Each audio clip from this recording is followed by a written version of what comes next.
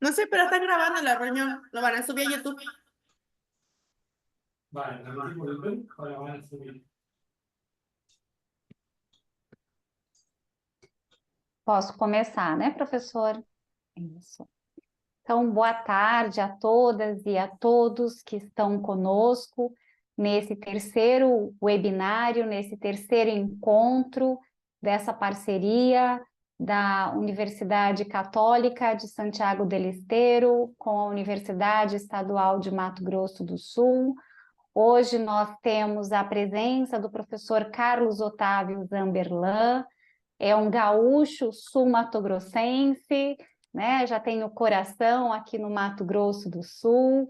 O professor Carlos Otávio é administrador de empresas, tem mestrado na área da administração e o doutorado na área de economia do desenvolvimento.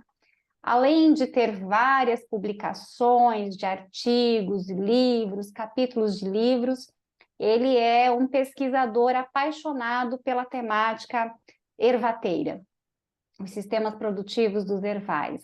Então, discute por meio de vários projetos a viabilidade, a potencialidade, a riqueza cultural da nossa fronteira, que pode ser expressa pela história e pela presença da cadeia produtiva da erva mate.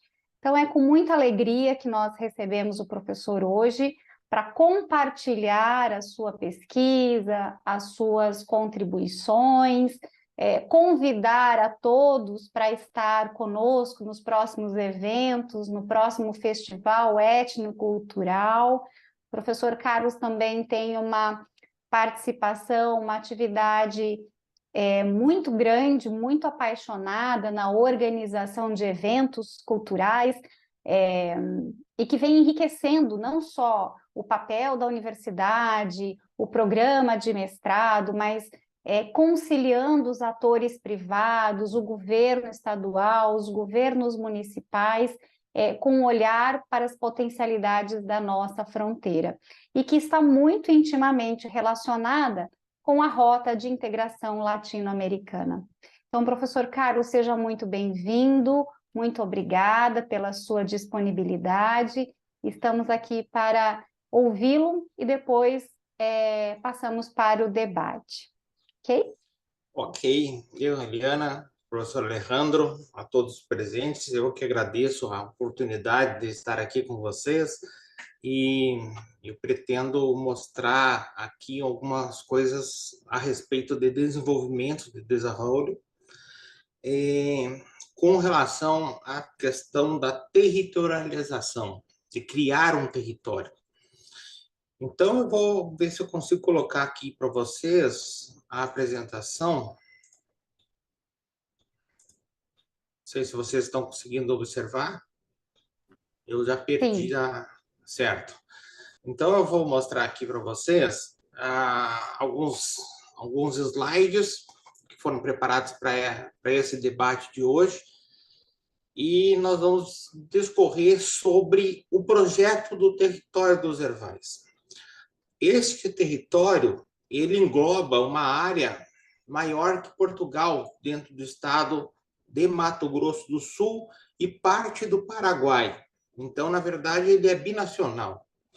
Ele vai ligar uma região importante do estado tanto do Paraná, que é Foz do Iguaçu, atravessa o Paraguai, chega em Mato Grosso do Sul e nós conseguimos ir até o Pantanal sul-mato-grossense. Então, nós ligamos dois pontos importantes conhecidos internacionalmente, que é o Pantanal e Foz do Iguaçu. E todo esse território entre o Pantanal e Foz do Iguaçu, ele é caracterizado como território dos ervais. Por quê? Porque em parte dele, nós temos aí a erva mate. Por que em parte? Porque não é em toda essa extensão territorial que tem a erva mate, que ela não nasce na parte norte desse território que eu estou falando. mas nós temos aí elementos históricos que mostram que nesta parte existia um caminho que levava até os ervais. Então, por isso que ela está sendo incluída nesse território. Então, esse caminho, que nós estamos recuperando ele também, esse caminho foi utilizado tanto na Guerra do Paraguai, Guerra Iguaçu, que é conhecida aqui, Guerra Iguaçu, que é Guerra Grande. No Brasil, em termos gerais, é conhecido como Guerra do Paraguai, mas não tem nada a ver com Guerra do Paraguai, porque ela foi contra o Paraguai, das três nações contra o Paraguai. E, então, esse caminho teve presente, foi utilizado tanto por Solano Lopes como pelo Exército Brasileiro para capturar o Solano Lopes numa região chamada Cerro Corá, que também faz parte daqui e é importante, dentro da história da região e na formação de uma identidade do território. Então, é importante a gente resgatar também isso como um elemento identitário. E aí, nesse primeiro slide, aí vocês estão vendo máquinas, estão vendo uma foto de uma lavoura, estão vendo a foto aí de uma imagem de milho e uma imagem de uma outra plantinha ali, que depois eu vou voltar a ela. No final, eu volto para essas imagens aqui. E logo abaixo do título aqui, vocês estão vendo os ervais.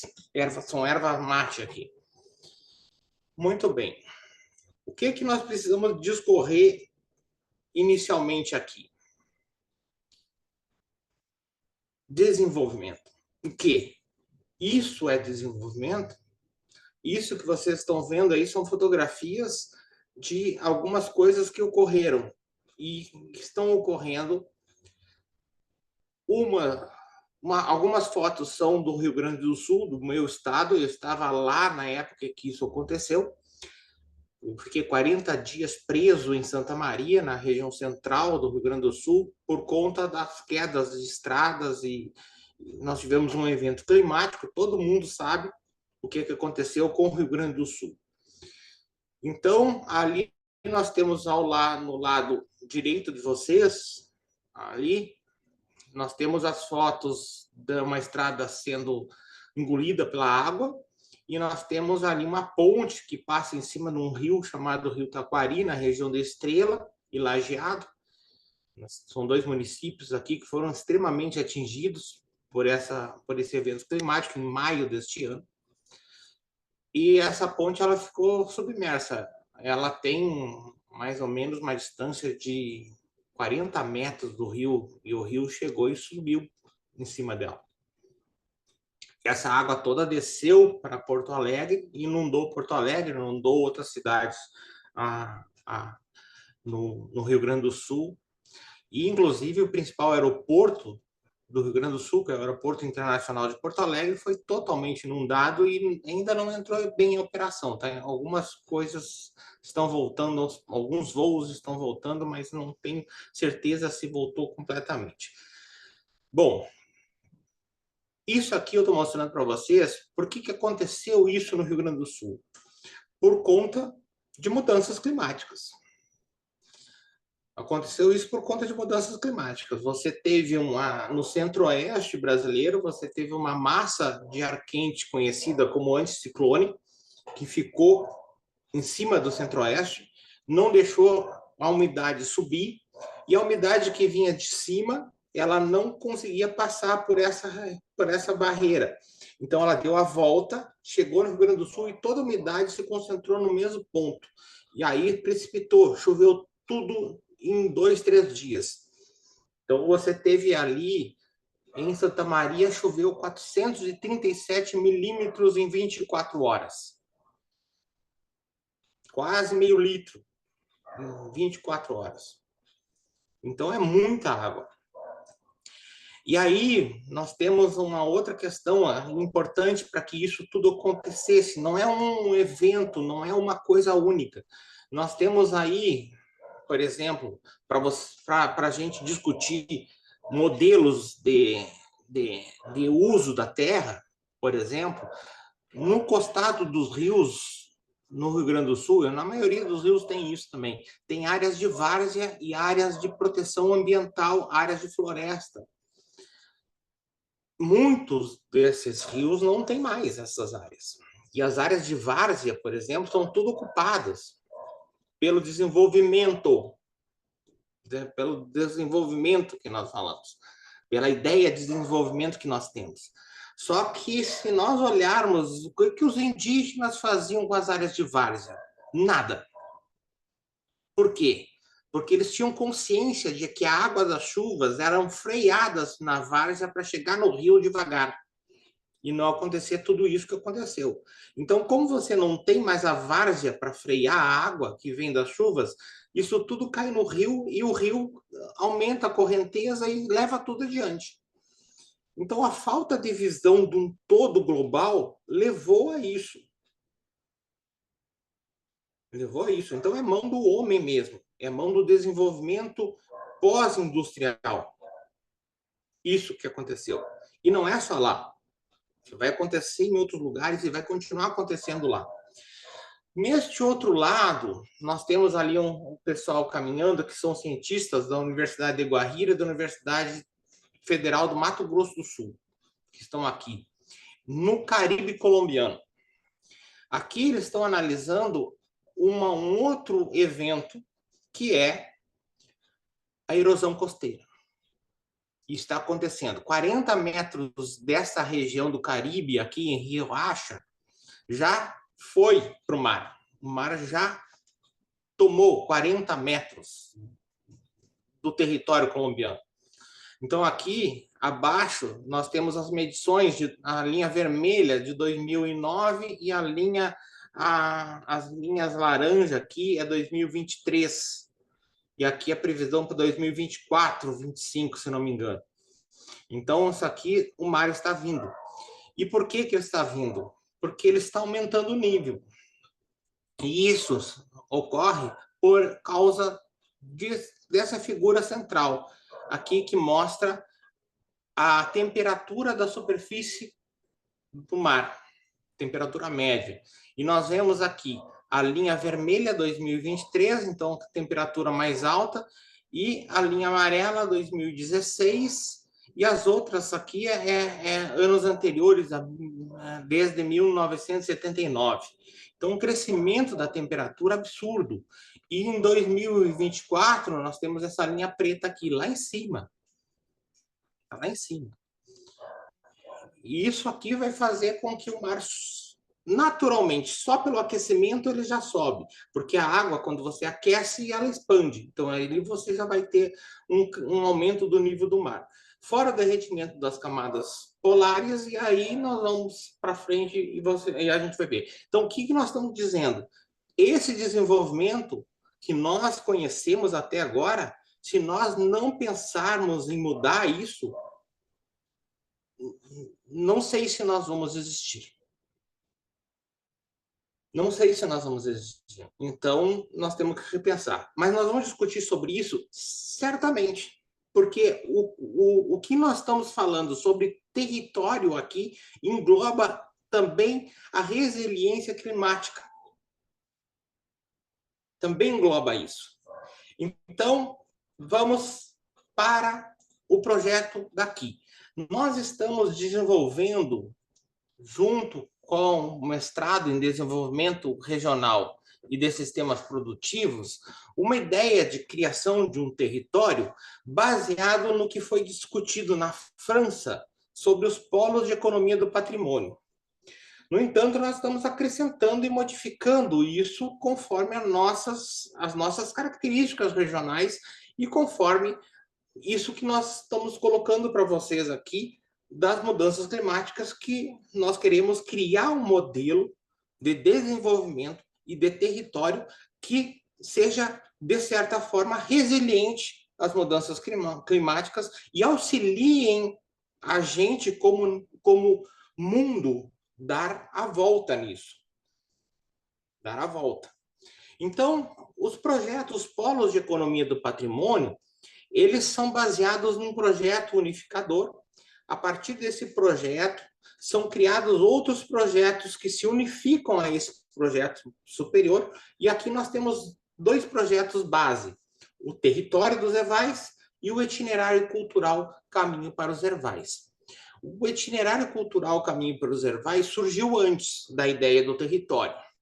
Por quê? Porque nós encontramos nós fizemos uma análise sobre a identidade territorial das pessoas na região de Ponta Porã e Pedro Juan Cabaleiro, no Paraguai, porque é uma região de fronteira, e nós identificamos que as pessoas não sabiam quase nada do território. Só falavam da erva mate, da chipa, quando muito, e nada mais. Não falavam das populações originárias, dos indígenas, não comentavam nada sobre isso. Então, a gente começou a pensar, não é possível que esse território não tenha nada. E nós começamos a procurar. Nós éramos todos novos no lugar. Isso aí talvez tenha sido uma vantagem, porque as pessoas de fora, muitas vezes, elas observam coisas que as pessoas do local não conseguem ver. Isso vale também para qualquer população, em qualquer lugar. É uma questão paradigmática. Então, a gente começou a buscar na história elementos que mostrem que aquele território ali tinha valor. E nós descobrimos um caminho indígena, um antigo Piabiru, que ligava com o Piabiru que vai a Potosí, que saía de Florianópolis, na costa brasileira, e ia até o Peru. E uma parte desse caminho passava pelo nosso território, em Mato Grosso do Sul, e a gente começou a analisar esse caminho. Então, a gente chegou, desde 2014 até 2016, por aí, a gente começou a descobrir em cartografias vários lugares onde esse caminho era visto. E aí a gente descobriu, depois da Guerra do Paraguai, que esse caminho foi utilizado, como eu já havia falado para vocês, ela foi utilizado na guerra, foi utilizado na colonização do estado de Mato Grosso do Sul, foi utilizado durante a colonização espanhola. Então, ele tem várias passagens. Então, ele é um itinerário que junta diversas culturas. Então, a gente começou a recuperar ele e a gente criou a ideia do território. Por quê? Porque o território ele envolve mais as pessoas do que o próprio itinerário. Porque à medida que alguém começa a desenvolver um projeto que valorize o local, ele se encaixa na ideia da criação do território. Então, ele é mais fácil ser absorvido pela população. E isso é um elemento do patrimônio. Então, para você tornar alguma coisa com patrimônio, ela tem que ser vista e querida pela população, nas suas diversas gerações. Então, a gente começou a buscar algo que fizesse que juntasse essas ideias todas. Então, o Território dos Ervais é esse grande projeto que consegue vincular tudo isso. Então, a partir do Território dos Ervais e do itinerário, a gente começa a desenvolver outros projetos de menor envergadura, mais focalizados em diversos pontos do território e que trabalhem diversos elementos territoriais e de identidade para que as pessoas conheçam o território, a sua história, e a gente comece a valorizar. Então, um dos projetos é o Festival Etnocultural dos Ervais. Esse festival, ele busca unir as culturas, trabalhar com todas as culturas que formaram o Estado, desde as suas expressões culturais, e mostrando também como essas etnias elas enfrentaram o seu processo histórico. Então, ali a gente tem uma mostra cultural que mostra ali como é que o indígena foi tratado, como é que o negro foi tratado, quais os problemas que os imigrantes tiveram, para que as pessoas consigam enxergar o outro de forma diferente, sem preconceitos. Então, esse é um primeiro passo para que as pessoas comecem a não julgar o outro e comecem a entender o outro. Saber que o outro teve dificuldades e, por isso, hoje ele está numa situação diferente. Então, todo esse processo é importante também por isso. Dentro do festival foi criado um encontro de desenvolvimento, um encontro sobre desenvolvimento, território e cultura, que é o EDESC. Então, se discute aí cientificamente questões de desenvolvimento, questões de cultura, como a cultura interfere no desenvolvimento, e ele ocorre dentro do festival e ocorre junto também com um concurso literário que é feito para as crianças sobre a erva mate. A partir desse concurso literário, também se criou oficinas lúdicas para se trabalhar com diversas crianças, com elementos do território, para que as crianças comecem a perceber que elementos de uma cultura interferem na outra, que o churrasco, por exemplo, que é a carne assada nossa aqui, o argentino também tem, é algo que veio do indígena minuano e charrua. A forma como ele é feito veio do indígena, não do povo do Rio Grande do Sul. Não, o povo do Rio Grande do Sul, o que é gaúcho é mesclado com indígena. Então, ali a coisa se desenvolveu. A chipa é indígena, o milho é indígena. Então, tudo isso passa e as crianças começam a perceber que o chimarrão, o mate, a erva mate é indígena e que passa a ser associado e que passa a ser um elemento da cultura de todo o estado. Então, essas coisas passam a ser a também valorar as demais etnias que compõem e que formam a região. Eu vou passar depois um site para vocês aqui, olhar um pedacinho do festival, para vocês entenderem melhor como é que ele é feito. Então, isso já está acontecendo, nós estamos indo para a 4ª edição no ano que vem. Então, ele vai ajudar a formar essa ideia de território. Nós estamos falando também num processo de reflorestamento da erva mate. A erva mate, ela é uma planta de subbosque. Então, quando a gente fala em reflorestar a erva mate, a gente tem que reflorestar tudo. Todas as plantas nativas, porque a erva mate vai ficar embaixo dessas florestas. Ela não vai ficar no sol. Em alguns produtores vão produzir erva mate no sol, mas a erva mate vai ter uma característica específica e a erva mate sombreada ela tem outro tipo de característica. Então nós já fizemos isso, uma recuperação do sistema produtivo da erva mate no município de Amambai, que faz parte do sul do Mato Grosso do Sul. Nós já plantamos 48 mil mudas de erva mate. 4.500 mudas numa aldeia indígena. Nós estamos aí num processo de recuperação florestal com base na erva mate com plantas de subbosque. É um sistema de aprendizagem. Esse projeto vai iniciar em outubro. É um sistema de aprendizagem que vai ser feito no município de Maracaju. Temos um processo de implantação do sistema agroflorestal na aldeia Mambai, que é um sistema modular com 3 espécies arbóreas nativas, que vão ser feitas em 10 módulos dentro da aldeia. Então, aí você tem as 2 plantas, além da erva mate, que podem ser utilizadas, que vão sombrear a erva mate e que podem ser utilizadas no extrativismo e gerando renda, e recuperando áreas. Isso nós estamos fazendo o quê? Dando a volta na questão climática também. Então, ela está associada.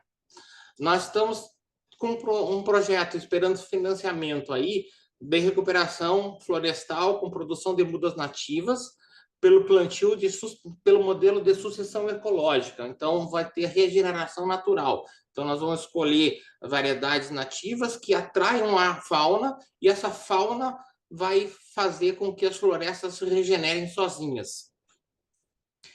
Sozinhas em termos, né? Ela vai ter um ecossistema que vai fazer ela se regenerar. Isso vai ser mensurado ao longo do tempo. E nós estamos com um processo de integração lavoura, pecuária, floresta, lavoura, floresta, pecuária, floresta. Todo envolto nesse sistema de recuperação todo. Só que isso aqui está em fase de levantamento de informação e de parcerias institucionais, porque nós estamos trazendo conhecimentos, principalmente no plantio de soja, porque aqui é um estado que você desmata para plantar soja. Então, nós estamos trazendo o conhecimento que está sendo gerado, principalmente na Universidade Regional de Integração do Alto Uruguai, no Rio Grande do Sul, onde eles estão fazendo plantio com manejo diferente daquilo que se fez na Revolução Verde, que se aplica até hoje. Então, a partir desse manejo, eles não necessitam destruir florestas para plantar soja. Eles estão aumentando a produtividade na área partindo de um outro enfoque. Não estão focando a média de produção, mas sim a potencialidade do grão. Então, eles têm uma potencialidade do grão de mais de 200 sacos hectare. Então, eles estão criando um manejo para chegar a 200 sacos hectare, 220, se eu não me engano. E eles estão hoje com 125 sacos por hectare. Enquanto a média é 48 sacos hectare. Então, se você consegue fazer isso envolve o quê? Envolve adubação orgânica, envolve uso de sistemas de integração, e envolve também você ter a floresta e você ter plantas que vão fazer com que o solo em si tenha capacidade de infiltração de água. Então, tem todo um processo aí que está envolto nisso e que pode ser aplicado em partes desse território para que isso também sirva como um elemento que vá unir etnias, um que pensa mais em preservação e outro que está pensando na produtividade e no lucro. Para quê? Para que você tenha um mutualismo e, a partir desse mutualismo, você trabalha a percepção dos mercados e aí você cria mercados que vão enxergar um produto que é ético e que busca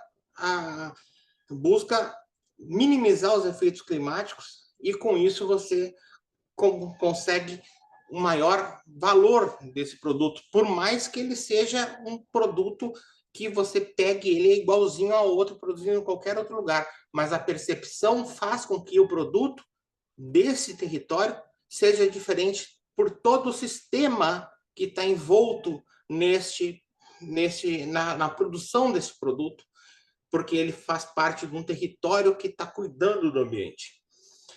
Então, aí nós temos isso que algumas coisas estão acontecendo, outras estão aguardando financiamentos e parcerias. Nós temos aí um projeto do Jardim Etnobotânico Indígena, onde vai haver um centro de interpretação do território, laboratório botânico, para usar pelas escolas, pela universidade e pelos próprios indígenas, dentro do próprio jardim. Então, aqui nós vamos trabalhar a flora medicinal indígena e a utilizada nos artesanatos indígenas. E vinculados com as propostas de reflorestamento. Elas não são à parte, uma encaixa na outra.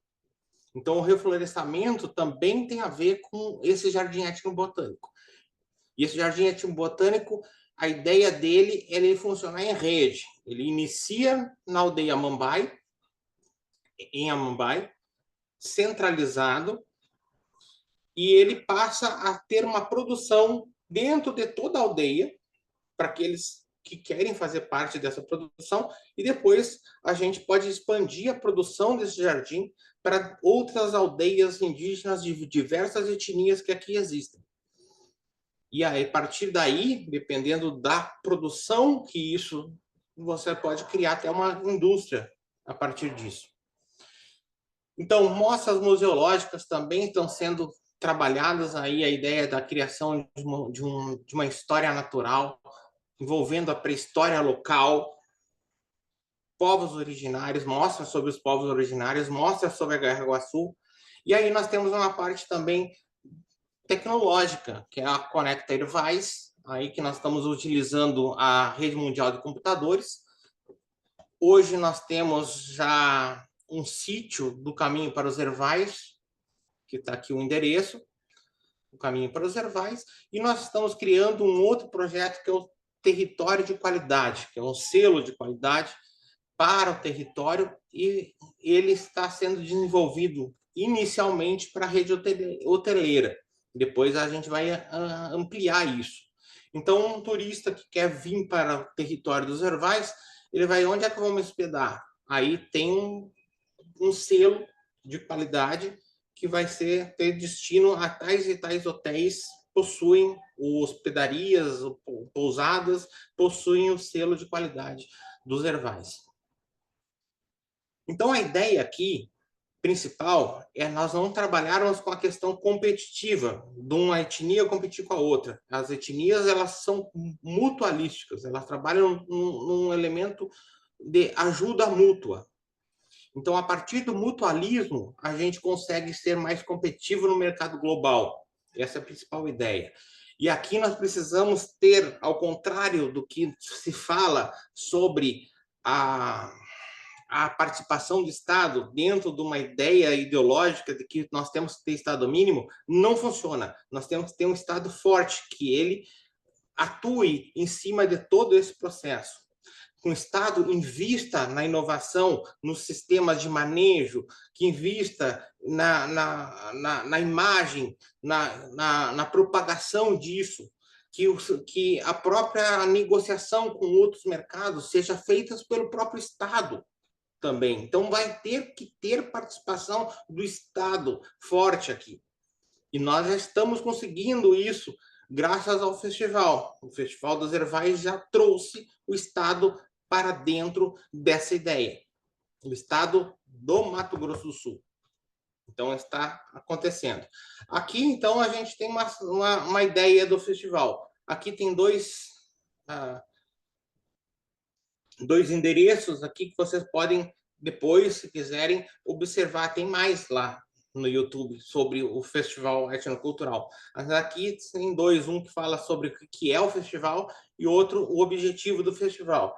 Então, aqui vocês podem ver a cultura japonesa, a cultura paraguaia, a cultura dos povos originários, a cultura aqui do pantaneiro, né? Toda ela sendo... E aí nós temos outras que não deu para colocar tudo aqui, mas tem a cultura negra, tem diversas culturas aqui que nós estamos apresentando. E isso que é interessante, as pessoas estão vendo o outro. Então, isso vai acontecer de hoje para amanhã? Não. É um processo longo. Nós vamos demorar aí uns 10, 15 anos para ter um território formado dentro de uma estrutura, mas temos que começar. Então, aqui, por exemplo, a gente tem a marca do Caminho para os Ervais, a gente tem aqui embaixo um mapinha mostrando aqui o Pantanal, Foz do Iguaçu, e o Caminho para os Ervais vai por todo esse trajeto aqui, passando por diversos municípios, e esse todo aqui vai ser o território dos Ervais. Nós vamos começar pela parte sul, que é a parte mais pobre, a parte que necessita urgentemente de uma ação para solucionar o seu problema. Nós temos aqui um índice de desenvolvimento humano muito baixo nessa região. Então, aqui nós precisamos resolver logo. Então, é onde nós estamos atuando primeiramente. Aqui do lado, nós temos uma parte aqui que fala sobre matriz lusitana. Então, o que forma o brasileiro, o que forma... Então, na mostra cultural, a gente mostra isso também. Quais as matrizes que formam o povo brasileiro? A matriz lusitana é uma. E nós temos escrita em árabe do lado. Por quê? Porque o próprio português que veio para cá, a grande maioria deles eram de origem árabe, se não árabes. Por quê? Porque Portugal e Espanha foi domínio dos muçulmanos. E eles navegaram, e eles saíram à frente dos outros povos europeus em função dos conhecimentos de navegação dos árabes. Então, essa associação cultural já sai daí, do começo, mostrando que se você associa elementos culturais de diversas etnias, você tem vantagens em relação a outros que não o fazem. Então, se você disser assim, ah, você gosta de árabe? Não, eu não gosto. Então, você não gosta de você, cara, porque você é árabe também. Entende? Então, essas questões são importantes, porque nós somos fruto dessa miscigenação toda. Então, isso é muito importante na criação desse território, de entender que nós temos elementos culturais de todo mundo. Então, antes de terminar, vamos voltar lá para o início. Aqui, assim, em cima, as fotografias acima, vocês veem umas máquinas colheitadeiras, colhendo soja. E abaixo, vocês estão vendo, no Paraná, uma lavoura de soja, onde as curvas de nível são plantadas com erva mate. Então, já é um sistema de integração.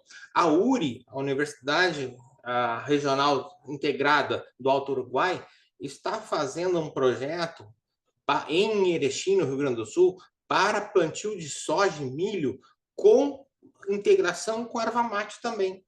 Então, nós queremos trazer essas coisas para cá, para essa região. E abaixo aqui, vocês estão vendo uma mão aqui e uma plantinha pequenininha. Essa plantinha aqui chama-se teocinto. Essa planta aqui é que originou o milho. O milho não é uma planta que existia na natureza. Não, ele foi domesticado a partir do teocinto. Por quem? Pelas populações indígenas. Então, se não fosse o indígena, não existiria milho no mundo. Não existiria milho no mundo. O milho foi domesticado a partir do teocinto. Isso é um processo de 9.000 anos. E começou na Mesoamérica e se espalhou para o norte e para o sul. E na América do Sul, principalmente na Baixa Bolívia e ali no começo do Mato Grosso do Sul, num estudo que esse estudo ele liga 3 áreas: genética, arqueologia e linguística. Então, esses 3 campos mapearam o genoma do milho, chegaram no teocinto, e na Baixa Bolívia, nessa região, eles, cruzando com dados linguísticos, eles viram que a etnia tupínica e G ajudaram no processo de domesticação do milho. G nós temos aqui no Mato Grosso do Sul e Tupi nós temos aqui no Mato Grosso do Sul, que são os guaranis, são de origem tupi, e os terenas são do tronco linguístico G. Então, essas etnias têm a ver com a criação do milho. Tem a ver com a criação do milho. E as pessoas não sabem disso. Então, você planta milho hoje nas terras que eram deles. O agronegócio vive do milho. Então, é por isso que eu disse para vocês, eu vou mostrar isso aqui depois que eu der as primeiras falas sobre esse tema. Então, gente, este é o território. O território ele está nascendo a partir desses projetos e vão se somar a outros projetos à medida que o tempo vai passando, que nós vamos agregando conhecimento, que nós vamos agregando pesquisadores, nós vamos criando novos projetos que vão se somando e nós vamos construindo o território dos Hervais. Mas é um trabalho para que quando eu me aposente eu veja alguma coisa dele acontecer. Então é um trabalho, por isso que eu digo, é um trabalho que começou tarde, porque nós estamos com um trabalho que é um trabalho que preserva o ambiente, que busca a sustentabilidade, que busca dar a volta, só que ele passa a ser um exemplo também para outros lugares fazer coisas semelhantes ou melhores, né? Para que a gente dê a volta nesse problema que nós estamos enfrentando, que é esse problema climático. aí que vai acontecer, que já está acontecendo e que vai piorar. Muito obrigado pela atenção de vocês. Muito obrigada, professor Carlos Otávio. Podemos abrir, professor Alejandro, para as perguntas? Todos Sí, fiquem bastante à vontade. Professor Alejandro, passo a palavra para o senhor. Fique à vontade.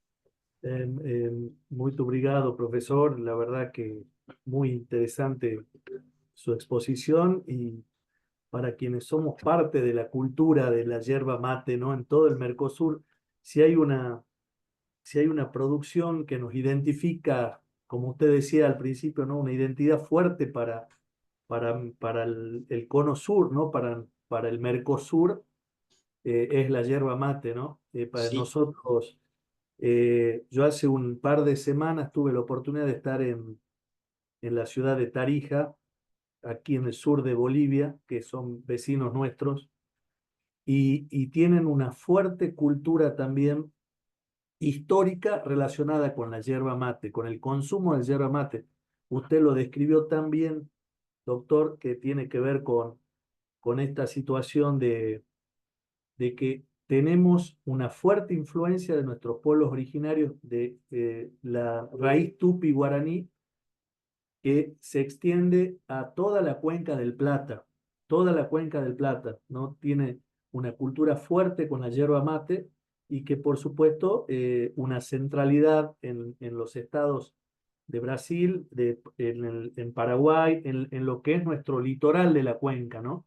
Entonces yo creo que lo que usted está mostrando, doctor, y exponiendo, nos sirve muchísimo para tomar conciencia la importancia que tiene esta producción para nuestra identidad como pueblos y que podríamos trabajar a mediano plazo en nuestras universidades en un proyecto de la ruta de la yerba mate, ¿no? La ruta en el Mercosur, un proyecto integrador acerca de los relatos, ¿no? Los relatos de nuestro pueblo con respecto a las vivencias que tienen con la yerba mate en todo el Mercosur, creo que debería ser así, y que tiene una importancia, también usted lo destacó, con nuestra cultura ibérica, ¿no? Nuestra cultura ibérica común de Portugal y España, y de las misiones jesuitas, profesor. Las misiones jesuitas tuvieron un rol central para poder enseñar a nosotros, enseñarles, integrar a los pueblos indígenas y que nosotros nos integremos a esa cultura de la yerba mate que ahora disfrutamos todos, ¿no? Así que la verdad que no, estoy muy contento porque esta charla nos ayuda a tomar conciencia como pueblo que somos, un solo pueblo con esta cultura que tenemos ibérica sumada a nuestros pueblos originarios. Así que muchas gracias, profesor, por la charla. Gracias, profesor Eliana. Y hay preguntas ahí de los alumnos que están participando.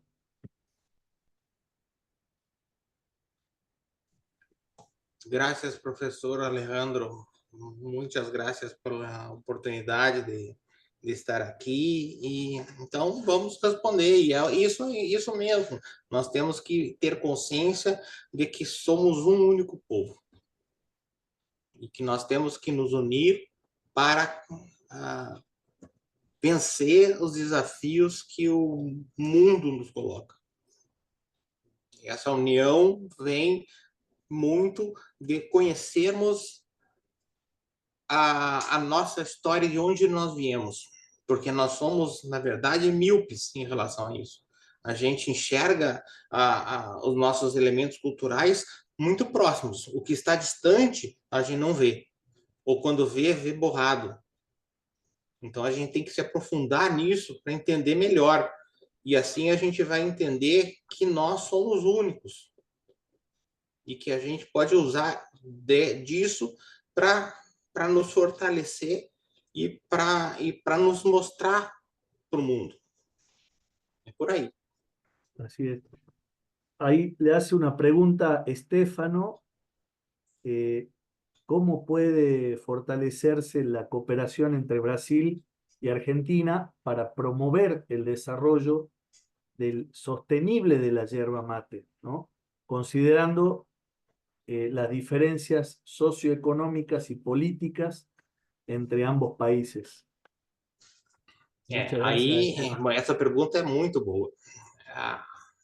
Primeiro ponto é entendermos que somos um povo só, que nós fomos, que a nossa formação histórica nos trouxe à situação que estamos hoje.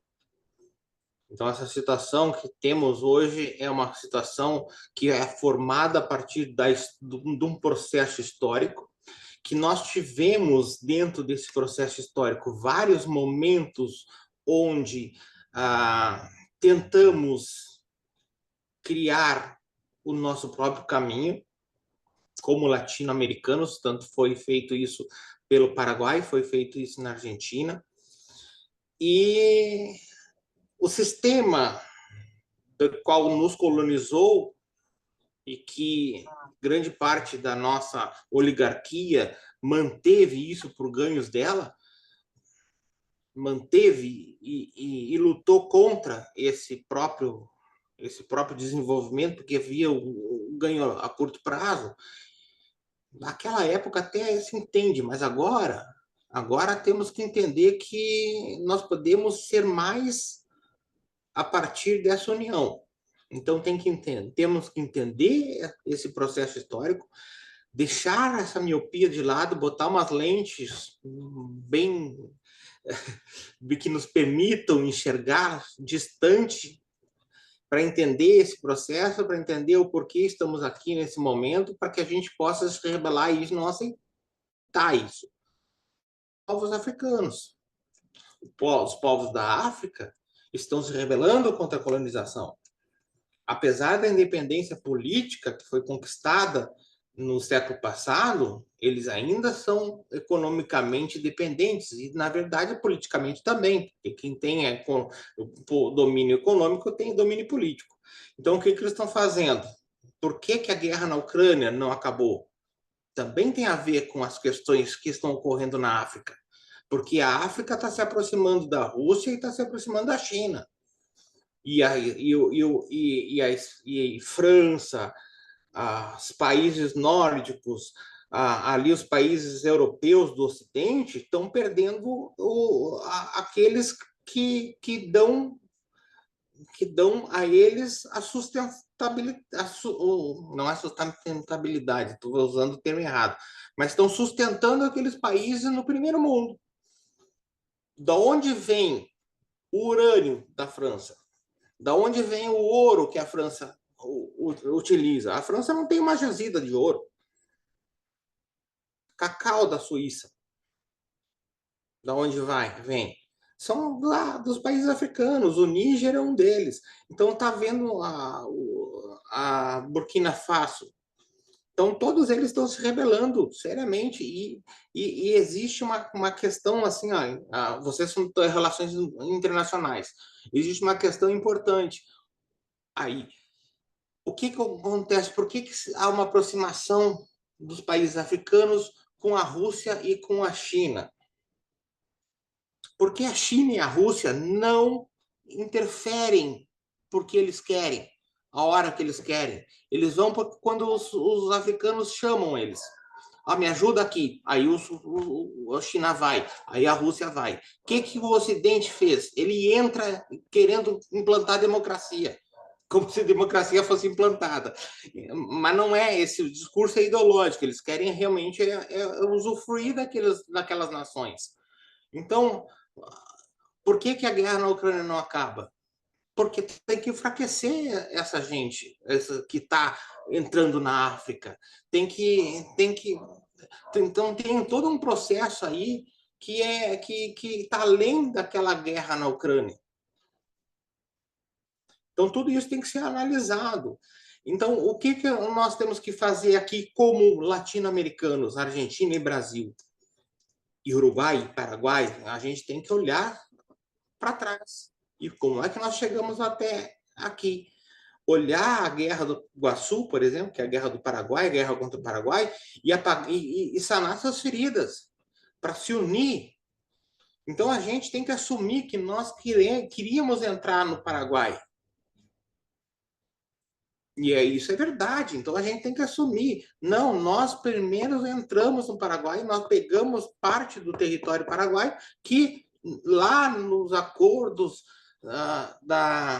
de Santo Ildefonso, no Tratado de Santo Ildefonso, era território paraguaio e nós entramos. Aí nós usamos na nossa historiografia o Tratado de Madrid, que já tinha sido deixado de lado. Mas por que isso? Vamos pegar o real da coisa e vamos discutir. Nós não vamos devolver território para ninguém agora. O que nós vamos fazer é unir uma América Latina em uma só. Cada país vai ficar com seu território, mas a gente vai se unir para enfrentar o norte global. Porque senão a gente vai ser massacrado.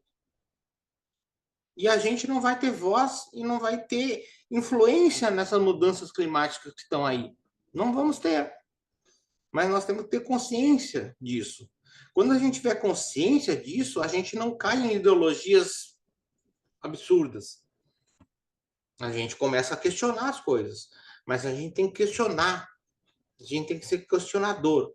E aí a gente vai começar a vencer as nossas barreiras e começar a se unir. E pensar num todo. A erva mate faz parte da cultura até o Peru consumir erva mate. Então dá para a gente pensar nisso. Um jardim etnobotânico, por exemplo, que faz parte do território dos Ervais. Por que a gente não faz como Mapuche na Argentina? E a gente cria uma rede de jardim etnobotânico. A gente faz direcionado para os Mapuche, né, que tem na parte da Patagônia. Então por que não faz com eles também? E a gente vincula e faz uma rede aqui, com a Colômbia, com o Guaju, e vai fazendo, cada um com as suas especificidades, mas todos ligados com um fim único. Olha, um projeto grande. Vocês vão achar, mas o professor Zamberlan é maluco da cabeça, mas tem que fazer uma coisa assim. Não importa se vai demorar, mas se a gente começar, a coisa começa a andar. A gente começa com um aqui, outro lá, teoricamente isolado, mas a ideia nasceu junta. E aí a gente começa a mostrar, não, isso faz parte de uma rede que valoriza os povos originários latino-americanos, para que nós valorizemos a nossa matriz originária. E aí, daqui a pouco, a partir dessa matriz, a gente valoriza o imigrante que veio, a gente valoriza o outro, e assim a gente vai formando, uma identidade latino-americana. E americana, porque eu tenho pavor do cara que se diz nós somos América. Vocês não são América, América é todos nós. Vocês sabem de quem eu estou falando. Mas, não, cara, nós somos América. Então, a gente tem que se unir. E não é belicamente. É se unir como um povo com identidade. Entendendo que nós somos uma mescla. E essa mistura é o que é o bom da coisa. Porque se nós formos pensar de que o bom é o europeu, nós vamos estar caindo e mantendo a mesma ideia que nos trouxe aqui. Submissos ao povo branco. Ó, minha pele é branca. Agora estou com um pouco de sol aqui, mas a minha pele é branca. Mas eu não sou branco. Não sou branco. Vocês têm que pensar que essa ideologia de que o branco é melhor, ela foi criada em séculos e séculos. Tanto que Jesus é branco, né? De olho azul ainda, e loiro. Esse foi o maior milagre de todos, porque ele nasceu na Palestina e é o único branco palestino. De olho azul. daquele período. Quer dizer, não tem sentido nenhum. E essa imagem foi criada justamente para que os povos que passam a ser cristãos, eles valorizem justamente esse esse esse indivíduo branquinho assim. E não é verdade, cara. Isso é ideologia pura. Nós somos enterrados nisso. Nós temos que largar isso. É assim que nós vamos conseguir sair. Não sei se eu respondi ou foi mais doido ainda, mas é por aí.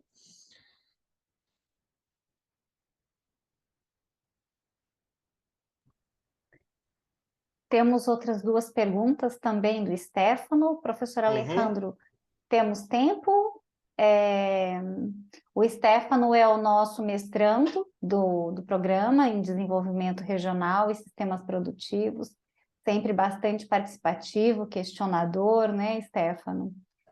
Professor Alejandro, podemos passar para o professor responder? Como está o nosso tempo? Sí, no hay ningún problema. ¿Cuáles son? As Acá barreiras, né? Barreiras comerciais e regulatórias. Aí já entra uma coisa que não é meu campo de estudo. Eu não entendo muito de barreiras regulatórias, né? Mas assim, ó, o grande problema de barreiras comerciais é que nós temos que criar o Mercosul, porque o Mercosul não existe. Nós temos aqui barreiras em todos os municípios, em todos os países, e se nós percebermos, dentro do Brasil, nós temos barreira de um estado para o outro. Nós não temos nem o Mercobrasil para ter o Mercosul. Não tem. Então, nós temos que pensar isso. Parar com questões burocráticas, olhar, aí sim, olha o mercado europeu, como é que ele funciona, como é que eles chegaram lá, traz isso e adapta para a nossa realidade. Porque na Europa, você tem um mercado comum europeu e você transita. Cara, eu posso usar uma empresa de energia elétrica da Alemanha na França ou na Espanha. Aqui não.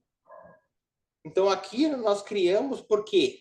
Porque aqui nós criamos as coisas para fazer de conta. E, na verdade, o que nós estamos fazendo? Nós estamos criando um espaço para um estamento da sociedade explorar, sem concorrência alguma. Então, não tem livre mercado nenhum aqui. Nós vivemos uma ilusão de que as coisas funcionam assim. Eu poderia, muito bem, contratar uma empresa de energia do Rio Grande do Sul para Mato Grosso do Sul. Por que eu não posso? Porque tem concessão específica para aquela empresa, para aquela empresa, para aquela empresa. Então, nós temos que criar destruir essas barreiras. Agora, como fazer isso, aí não é minha área. Eu não entendo disso. Eu só sei que a gente tem que olhar para como o mercado comum funciona. E o nosso mercado comum não funciona, porque não é comum. Ele ajudou, algumas barreiras foram reduzidas, aumentou uma exportação de um país para o outro, aqui dentro da América, algumas coisas foram quebradas, mas tem muitas barreiras a serem vencidas, inclusive para funcionar a RILA. A RILA não vai funcionar desse jeito. Ela não vai funcionar, porque um caminhão vai sair do Brasil, vai parar no Paraguai. Vai ficar quanto tempo ali para entrar? Depois vai para a Argentina. Vai ficar quanto tempo para entrar na Argentina e para chegar ao Chile, para chegar lá em Antofagasta? Então, tudo isso tem que ser revisto. Eu acho que esses são pontos principais a ser discutidos. E isso vai resolvendo a RILA, resolve o problema da erva mate também.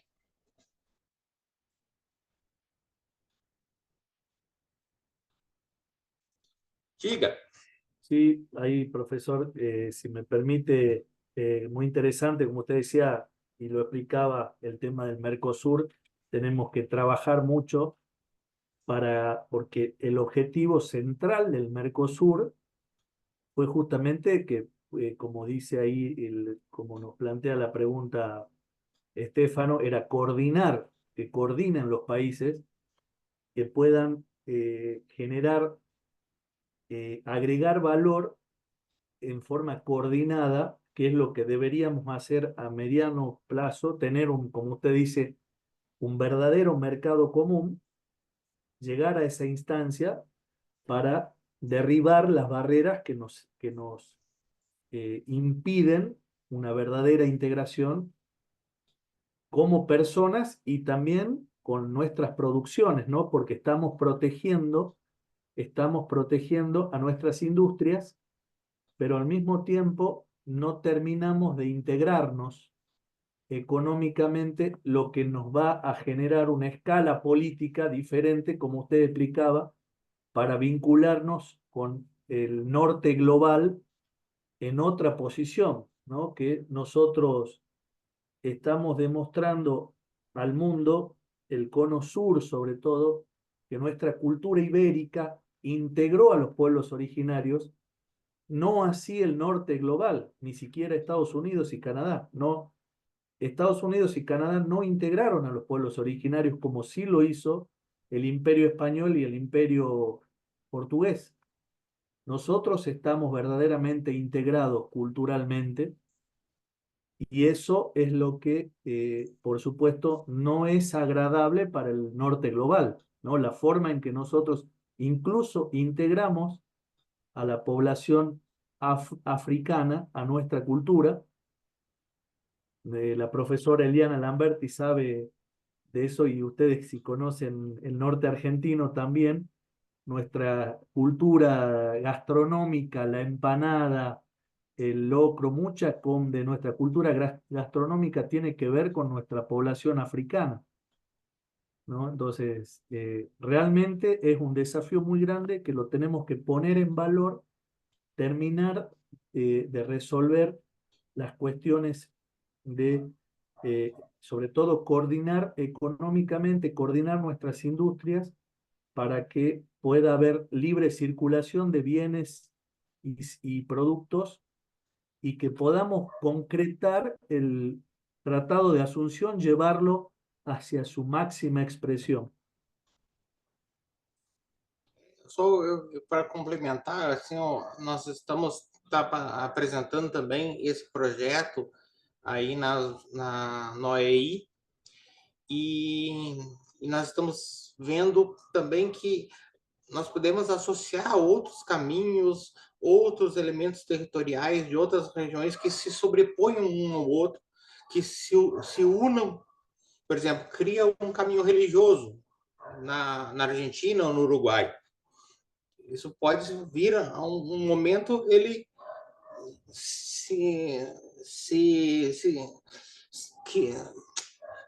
se ligar com o caminho dos Hervais no Paraguai, ou vai um outro caminho, um outro elemento territorial importante que tem a Rui das empanadas, vamos supor. E ele se vincula, ele pode se vincular. Então, esses elementos como uma cebola sendo criada ali, vários elementos se juntando, criam diversos territórios que se unem e formam a América Latina. Então, é aí que nós temos que começar a pensar também, nessas coisas. Eu criei o território dos Hervais aqui, mas a gente pode criar um território no outro lugar e esse território vai se vincular com o território dos Hervais em algum momento. Ele vai se encostar. Ligou com a Rila, o território dos Hervais também se liga com ela. Então, ligou com a Rila, o território dos Hervais se liga lá com outro território em Jujuy ou em qualquer outro lugar em Antofagasta. E a gente pode difundir essa informação para o mundo. A partir daí. E aí nós estamos unindo a América Latina, não em um produto em si, mas num produto imaterial. Que vai ter efeito nos produtos materiais depois. Então, a gente cria um patrimônio latino-americano.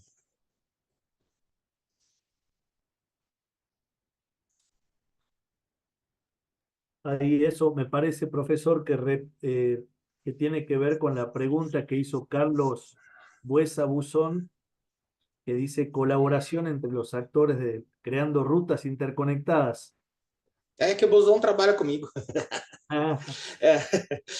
Ele ali que eu me lembrei que nós estamos fazendo um trabalho conjunto na OEI, eu e ele. Ahora es la oportunidad nuestra que tenemos este nuevo trazado de la ruta bioceánica Capricornio, de hacer estos nuevos itinerarios, estas nuevas rutas que nos vinculen culturalmente, ¿no? Para reforzar el corredor que está pensado para los agronegocios, para que los agronegocios puedan ser exportados hacia el Asia, pero culturalmente nos pueden a nosotros vincular, reforzar la vinculación cultural que necesitamos para dar un paso más en el proceso de integración intra-regional. Sim, só que aí eu estou vendo a Rila com um olhar um pouco pessimista. Por quê? Porque os nossos pesquisadores do agronegócio aqui falam da pujança do agro brasileiro, do crescimento da soja, mas eliminam nessas análises um ator importante, que é o nosso principal comprador, a China. A China não vai ficar só comprando. A China já está aumentando a produção dela na própria região, e a China está trabalhando com os países africanos para que os africanos façam isso, produzam soja. E a produção de soja na África é muito ínfima, é pequenininha, e a produtividade é muito baixa. Só que essa produtividade facilmente se dá a volta, porque muito da semente que utiliza na África não tem tratamento. Só tratar ela já vai dobrar a produção. Fora o manejo, fora o investimento tecnológico e fora uma concepção que existe na África e que, no momento que eles conseguirem se desfazer desse enlace europeu, porque a Europa criou, dentro da África, muita das separações étnicas que não existiam na África. Se você analisar Ruanda, os Hutus e os... Eu esqueci o nome do outro. Mas os Hutus lá e... Não existia uma diferença de classe entre eles. A diferença estava no sistema de produção. Um era agricultor, outro era pecuarista, e assim eles se dominavam. Aí, quando os belgas chegaram lá, criaram essas coisas todas que acontecem lá. Então, quando eles se desencilhar disso e começar a recuperar essa ideia de trabalhar em conjunto, a ação deles em cima da agropecuária vai, com a ajuda chinesa, vai disparar. E aí nós não vamos ter o mercado chinês como nós temos agora. Então, nós temos que ver outros mercados. E aí que o território dos Hervais vai nos auxiliar, ou outro território qualquer. Porque no momento que você trabalha a percepção vinculando um elemento produtivo, como a soja, um sistema produtivo, com todo um aparato ecossistêmico, ambiental e de preservação, você acessa mercados como o australiano, acessa mercado como o europeu, acessa outros mercados por ter um produto que está vinculado com todo esse problema climático aí, que aí você não tem do outro lado. Então, a Rila não pode se basear só no agronegócio, ela tem que se basear em outras coisas. Se ela se basear só no agro, ela está fadada a não ir para frente. É a minha visão. Não vai ir para frente, porque o mundo está mudando lá. E nós não olhamos para além do Ocidente. Nós não olhamos o que a Ásia está fazendo. Nós não olhamos o que a África está fazendo. Não existem esses elementos. Nós olhamos para a Europa, nós olhamos para os Estados Unidos, mas nós não olhamos. Tanto não olhamos que a Segunda Guerra, por exemplo, não iniciou na data que é colocada. Ela iniciou antes na Ásia, mas na Ásia não valia. A Ásia, o Japão invadindo a China e não sei... não. Quando começou na Europa, começou a Segunda Guerra. Não, né? Então, está tudo errado. Então, nós temos que começar a olhar o mundo como um todo, porque todos nós somos frutos, nascemos no mesmo lugar. E aí a gente tem que olhar, nós não estamos olhando. Nós não estamos olhando o que a China está fazendo. O que a China está fazendo na África. E isso é benéfico para a África também. E é por pedido da África, diferente do que os Estados Unidos faz, do que a Europa faz, que entra lá e... Não, os africanos pedem e os chineses entram. Então, não, é mesmo. Então, no lado econômico, a China está ajudando a África. No lado bélico, é a Rússia. E a gente não está olhando para isso. Por quê? Porque a gente fica nas mídias ocidentais. Só. Então, é aí. Então, aí a RELA não vai funcionar no longo prazo. Se nós ficarmos só no agro. Nós temos que sair dele. Nós temos que ampliar. E uma forma de ampliar é criar esses territórios na América Latina. E aí a gente atrai gente e com outros tipos de produtos. Aí a RELA vai funcionar com uma beleza.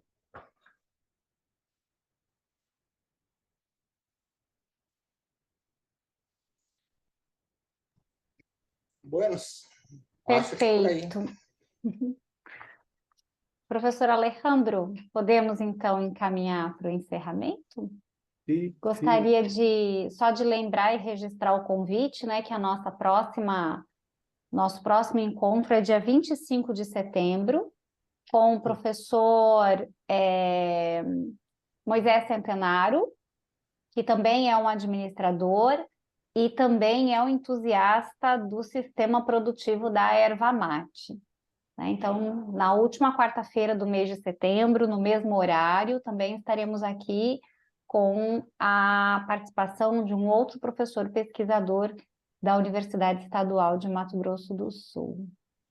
perfecto, perfecto, muy interesante. El 25 de septiembre, también a las 18 horas, entonces los invitamos a todos a seguir participando del ciclo de charlas WENS UCSE.